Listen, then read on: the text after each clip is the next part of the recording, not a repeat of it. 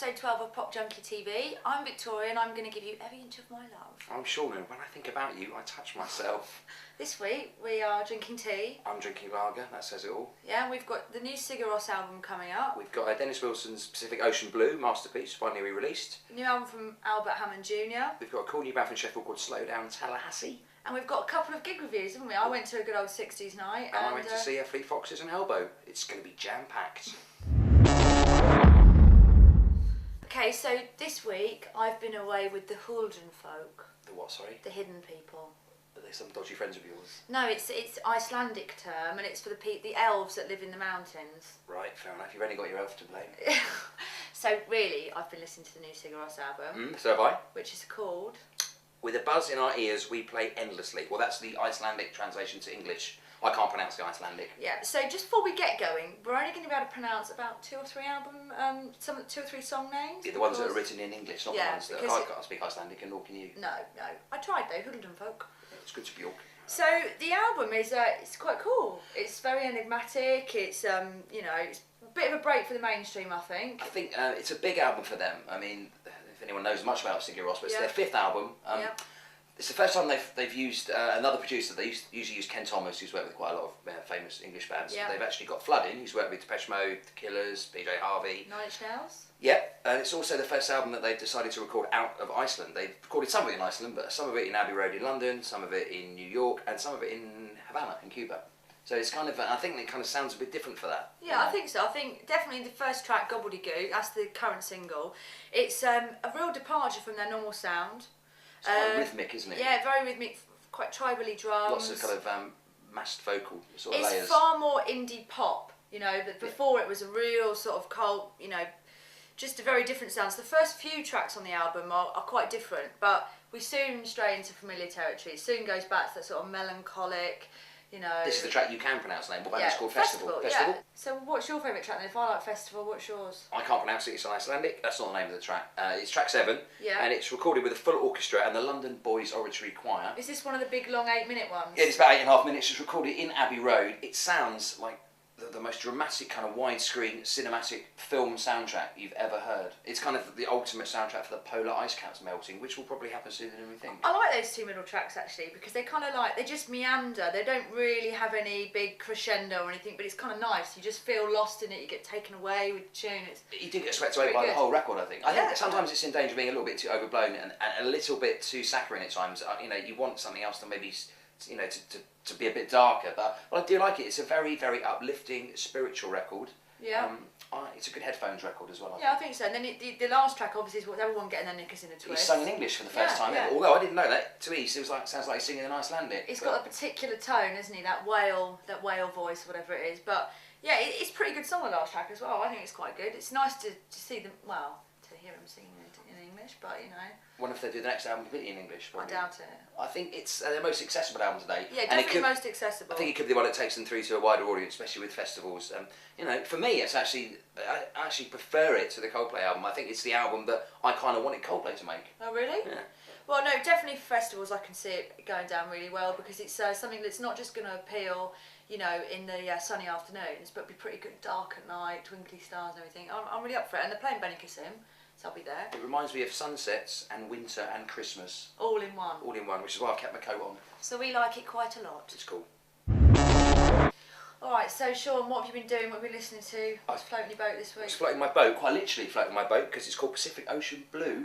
This is Dennis Wilson. This is the first solo album by a member of the Beach Boys. Came out originally in 1977. Right.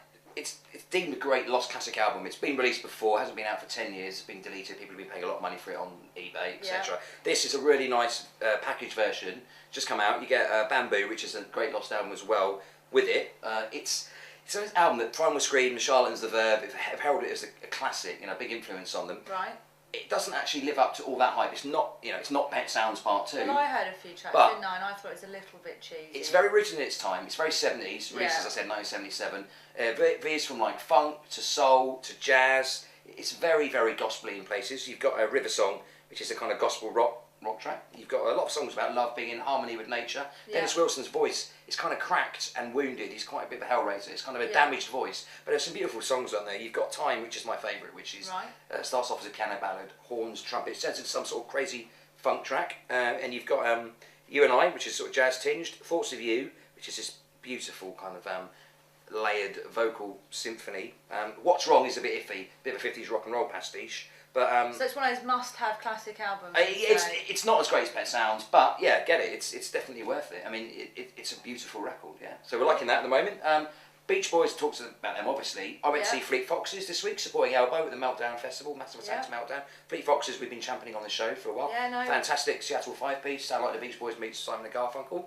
So that's really good. And Elbow were fantastic as well. Yeah, you like Elbow, don't you? Really good. They played with the full brass section, horns, strings, the lot. And also I'm into a new band called Slow Down Tallahassee from Sheffield. Right. Described as the Shangri-Las meets the Breeders. Okay. Their album is out now. It's called Their Beautiful Light.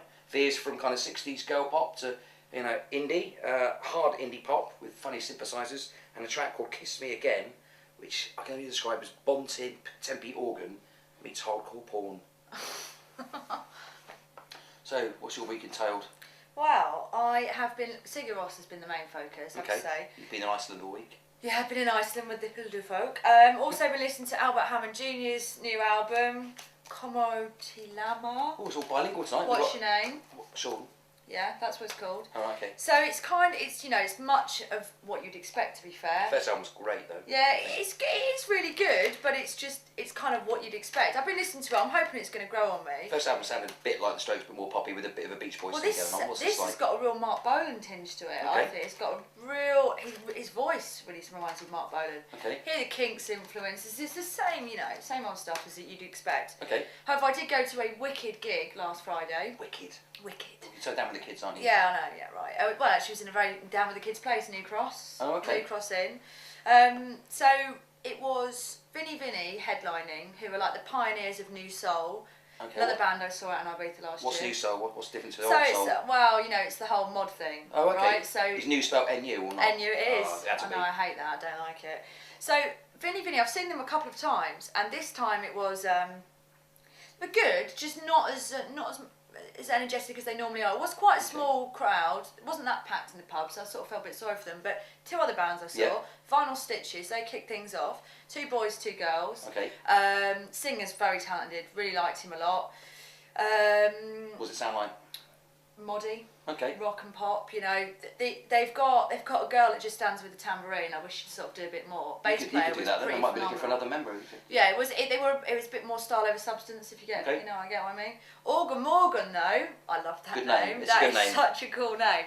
They had a big Hammond organ, and the guy that played it also sang, But it was amazing. He's an amazing organ player. It was like sort of seeing the Doors, but without the really, really strong frontman.